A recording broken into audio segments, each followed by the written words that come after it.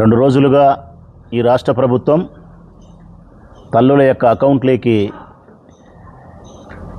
అమ్మఒడి అనే పేరుతో జరిగే కార్యక్రమానికి డబ్బులు వేస్తూ ఉంది. గల చంద్రబాబు నాయుడు పేరు మార్చి తల్లికి వందనం అన్నప్పటికీ కూడా అది మీకు నాకు గుర్తుండదు. గుర్తు తెచ్చుకుంటే కానీ ఆ పేరు రావడంలే. నాకే కాదు, ప్రతి తల్లికి గుర్తొచ్చేది అమ్మఒడే గుర్తొస్తుంది. కారణం, ఈ రాష్ట్రంలో ఆ పథకం ప్రారంభించిన రోజు కానీ, ప్రారంభించిన నాయకుడు కానీ, ప్రారంభించినప్పుడు దానికి పెట్టిన పేరు కానీ ఈ రాష్ట్రం ఉన్నంతకాలం గుర్తుంటుంది. ఈ పథకాన్ని సృష్టించినది, రూపకల్పన చేసినది మనందరి ప్రీతమ నాయకుడు జగన్మోహన్ రెడ్డి గారు. నిరక్షరాస్యతను పోగొట్టాలా, ఈ రాష్ట్రంలో అక్షరాస్యతను పెంచాలా, పేద, మధ్యతరగతి, బడుగు, బలహీన అన్ని వర్గాలకు సంబంధించిన తల్లుల పిల్లలు కూడా ఉన్నత విద్యను అభ్యసించాలా, ఉన్నత శిఖరాలను అధిరోహించాలా. కార్మికుడి కుమారుడు కార్మికుడు కాకూడదు, అమాలి పిల్లోడు కుమారుడు అమాలి కాకూడదు, ఆటో డ్రైవర్ అన్న కొడుకు ఆటో డ్రైవర్ కాకూడదు. ఏ డాక్టరో, ఏ ఇంజనీరో, ఏ టీచరో, ఏ పారిశ్రామికవేత్తగా ఎదగడానికి కావాల్సిన నాలెడ్జో, ఇట్లా ఈ రాష్ట్రంలోని పిల్లల యొక్క భవిష్యత్తును దూరదృష్టితో ఆలోచించిన నాయకుడు జగన్మోహన్ రెడ్డి. వారి యొక్క ఆలోచనలో నుంచి ఉద్భవించిన పథకమే అమ్మఒడి. ఆయన ఆశించినది పేదరికంలో ఉండే తల్లులు వారి పిల్లలను ప్రైవేట్ పాఠశాలలకు పంపలేక కాన్వెంట్ స్కూళ్ళకు పంపాలంటే డబ్బు ఎక్కువైతుంది కాబట్టి, ప్రభుత్వ స్కూళ్ళకు పంపాలంటే స్కూళ్ళల్లో అంత నాణ్యత కలిగి విద్య లేదనే అభిప్రాయం వారికి ఉండడం చేత అటువంటి సందర్భంలో ఆ పిల్లవాడిని బడికి పంపకుండా పనికి పంపితే ఏదో ఒక నెలకు 1000 రూపాయలు, 2000, 3000 తీసుకురాగలుగుతాడు కదా. రోజు ఒక 50 రూపాయలు తెచ్చినా కానీ 1500 వస్తుంది. పేదరికంలో ఉండే మా సంసారానికి, వాళ్ళ నాయన చేసే పనికి, నేను చేసే పనికి నా బిడ్డ చేస్తే కొంత సహకరిస్తుంది కదా అని చెప్పి బడిలో ఉండాల్సిన పిల్లవాడిని పనిలో పెట్టింది. వాడు జీవితాంతము ఆ పని చేస్తూ జీవితాన్ని ఈదాల్చిన పరిస్థితి ఉంది. అటువంటి పరిస్థితి ఉండకూడదని చెప్పే జగన్మోహన్ రెడ్డి ప్రభుత్వ పాఠశాలలన్నింటినీ కూడా కార్పొరేట్ స్థాయిలో అద్భుతంగా తయారు చేయగలిగినాడు. మీరు కాన్వెంట్కే పంపాల్సిన అవసరం లేదు, ప్రభుత్వ స్కూళ్ళకు పంపండి, అద్భుతంగా నాణ్యత కలిగిన విద్యను మీకు అందిస్తారు అని చెప్పి స్కూళ్ళను నాడు నేడు మన బడి అనే కార్యక్రమంతో స్కూళ్ళ యొక్క రూపురేఖలు మార్చినాడు. విద్యా విధానంలో విప్లవాత్మకమైనటువంటి మార్పులు తీసుకురాగలిగినాడు. అమ్మలారా, ఇంగ్లీష్ మీడియాన్ని ప్రవేశపెట్టినాడు, సెంట్రల్ సిలబస్ తీసుకురాగలిగినాడు, టోఫెల్ విధానాన్ని తీసుకురాగలిగినాడు, ఐబీ విధానాన్ని తీసుకురాగలిగినాడు. ఒక్కటేమిటి, డిజిటల్ ఎడ్యుకేషన్ని తీసుకురాగలిగి స్కూళ్ళ యొక్క రూపురేఖలు మార్చగలిగి, భోజన వసతులు మార్చగలిగి, కంటి పరీక్షలకు డాక్టర్లు పంపించి వైద్యం చేయించి అద్దాలు ఇప్పించగలిగి, బ్యాగులు, బట్టలు, బూట్లు, సాక్సులు, పుస్తకాలు, ఇలా విద్యను ప్రోత్సహించినాడు.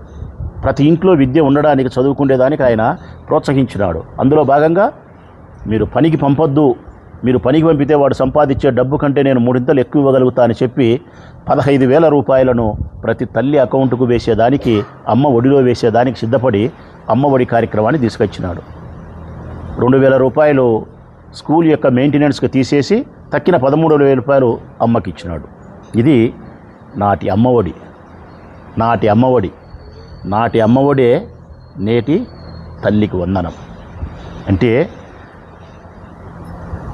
ఈ యొక్క కార్యాచరణ, ఈ యొక్క ఆలోచన అమ్మఒడి అనే కార్యక్రమం ద్వారా ఈ రాష్ట్రంలో అక్షరాస్యతను పెంచవచ్చు, పేదవారిని కూడా ఉన్నత విద్య వైపు తీసుకుపోవచ్చు అనే గొప్ప ఆలోచన చేసి అమ్మఒడి కార్యక్రమానికి శ్రీకారం చుట్టినవాడు జగన్మోహన్ రెడ్డి గారు.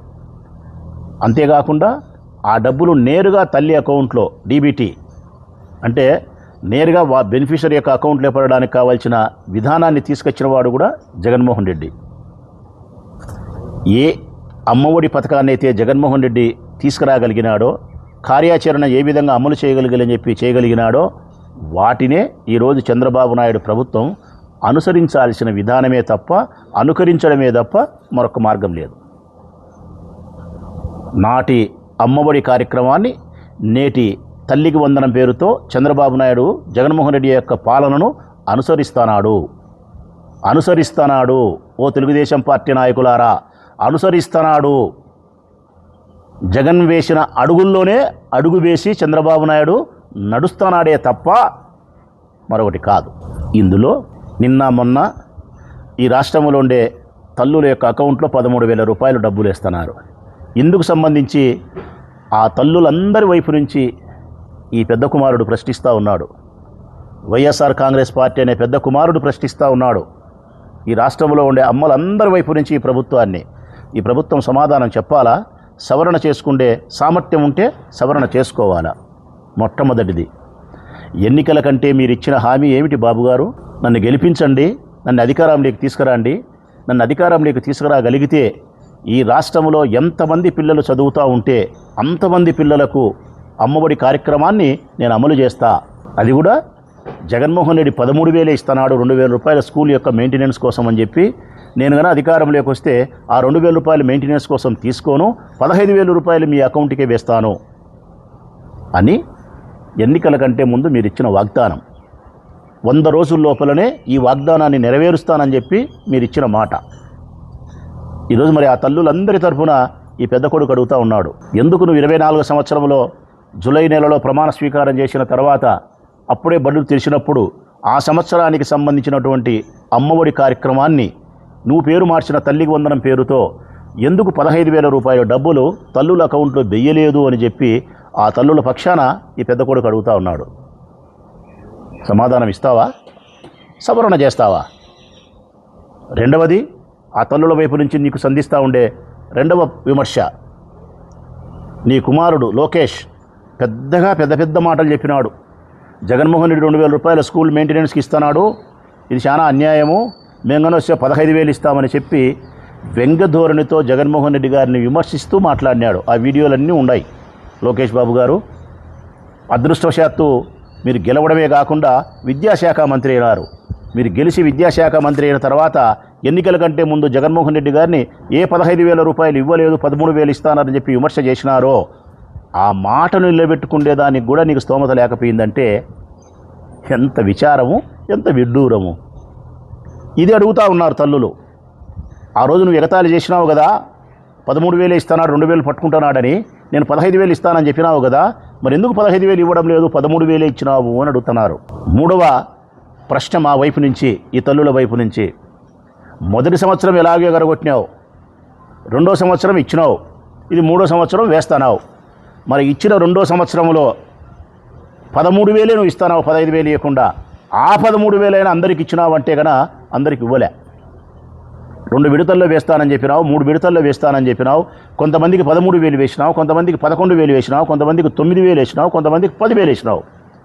రకరకాలుగా చెప్పిన 13,000 రూపాయలను కూడా అందరికీ వేయకుండా విడతల వారీగా 8, 9, 10, 11, 12, 13 రకరకాలుగా వేసినావే. ఆ రిమైనింగ్ బ్యాలెన్స్ ఎప్పుడు ఇస్తావు అని అడుగుతున్నారు. మొదటి సంవత్సరం ఇవ్వాల్సిన 15,000 ఎప్పుడు ఇస్తావు అని అడుగుతూ ఉన్నారు ఈ తల్లులందరూ కూడా. మా వైపు నుంచి ఇంకొక ప్రశ్న, నీకు ఎంతమంది పిల్లలుంటే అందరికీ ఇస్తానని చెప్పినావు. ఇంకొక మాట కూడా మాట్లాడినావు, చతురతగా మాట్లాడినావు, హాస్యంగా మాట్లాడినావు. ఓపిక ఉంటే పిల్లలు కనండి, 3 కాదు 4 కాదు 5 మంది కాదు ఎంతమందికైనా ఇస్తానని చెప్పినావు.